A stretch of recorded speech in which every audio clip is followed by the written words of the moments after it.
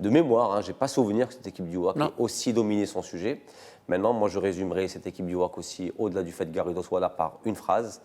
Il y a une équipe avec Aouk et El Haddad et une équipe sans Aouk et El Haddad. Et je pense que De Sabre a payé le fait que ces deux-là n'étaient pas présents pendant son très court règne.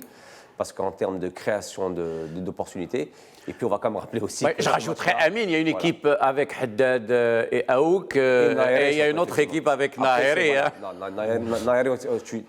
Alors, il a le mérite d'avoir marqué 2 buts, c'est indéniable, personne ne l'a enlevé, c'est dans son CV, on l'en remercie.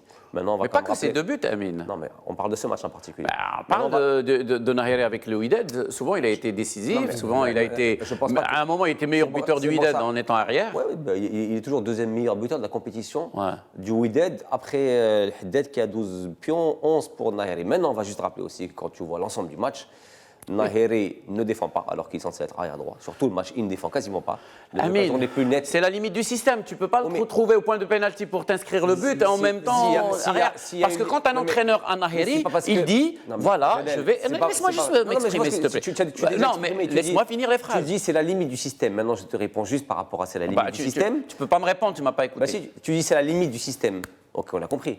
Maintenant, je dis juste que ce n'est pas parce que le système a une limite qu'il ne faut pas qu'on en parle. Non, mais bien sûr.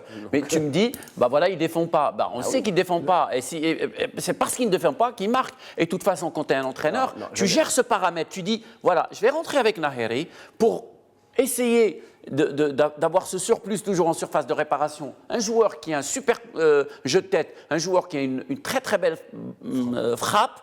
Et à ce moment-là, après je compense, je préviens. C'est-à-dire que tu t'organises, tu fais ta tactique en fonction des composants dont tu disposes, des joueurs. Là où ton analyse blesse, là où le bas de ton analyse blesse un tout petit peu, c'est que Naheri quand même marque sur 2 coupés arrêtés, pas sur des phases de jeu. Oui. Voilà. Donc ça change tout par rapport à tout ce que tu viens de dire.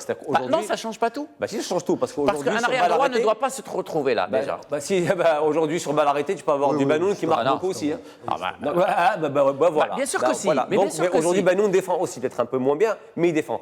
Ce que je veux dire par là, c'est qu'aujourd'hui, Naheri, grâce à leur soit rendu pour les 2 buts qui peuvent qualifier cette équipe du Wydad, a effectivement du mérite de mettre ces 2 buts-là, mais sur l'ensemble de ses prestations, c'est quand même pas bon. C'est-à-dire qu'aujourd'hui, on va quand même rappeler que Naheri, s'il ne marque pas des buts, c'est pas grave. S'il en marque, c'est très bien. Par contre, s'il ne défend pas, c'est grave. Parce qu'il est là pour défendre avant tout.